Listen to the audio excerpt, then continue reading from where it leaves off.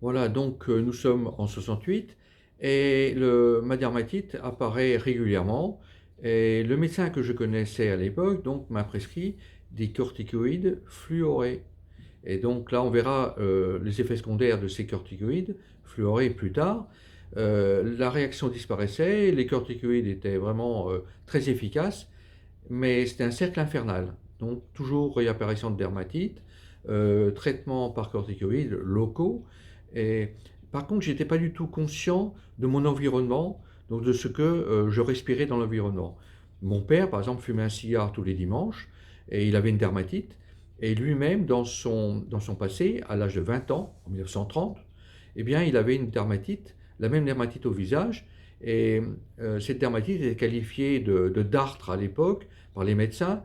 Et il lui prescrivait même d'appliquer dessus du Sindou. Vous vous rendez compte quelle époque. Voilà. Et à l'époque, il y a même, en 1939, un médecin dermatologue de Belfort qui était très judicieux parce qu'il lui a prescrit une solution à base d'épinéphrine, donc du chlorhydrate d'adrénaline, en local. Et il me disait, dans cette solution qui était à préparer par la pharmacie, que c'était très efficace contre sa dermatite. Et donc on sait que l'épinéphrine, l'adrénaline, est le traitement de choix lorsqu'il y a un choc anaphylactique. Donc on retourne vers une étiologie et une cause allergique à cette dermatite. Voilà. Je n'avais pas également conscience du fait que mon instituteur, lorsque j'étais en CM1, CM2, qui était excellent, c'était un très bon instituteur, ainsi que son épouse, que j'ai eu en CE1, CE2, et bien que lui fumait régulièrement, mais en dehors de la classe. Bon. Mais je le voyais toujours se frotter les mains avec la cigarette aux lèvres.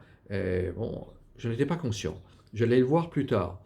Voilà, donc en 1968, donc on continue, et cela dure pendant plusieurs années, seconde, première, terminale, toujours cette dermatite, et là je passe mon bac, je réussis, donc un bac sciences, et donc je vais faire d'abord les 3 jours à Mâcon, et donc pour l'armée, et là je vais être exempté parce que je vais me retrouver en tant qu'allergique dans une chambrée, où également il y a de la fumée de tabac partout. Les gens qui sont aussi allergiques fument, voilà, et donc ils ont des paquets de cigarettes gratuits en plus.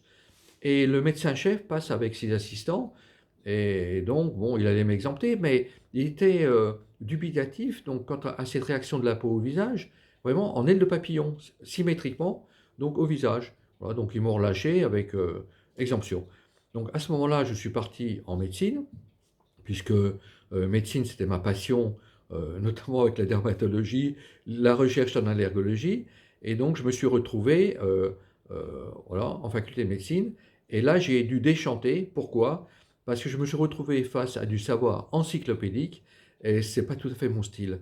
Je suis très intuitif et donc j'apprends au fur et à mesure. Donc, je peux dévorer des publications avec beaucoup d'énergie, mais apprendre par cœur le Rouvière n'était pas ma tasse de thé.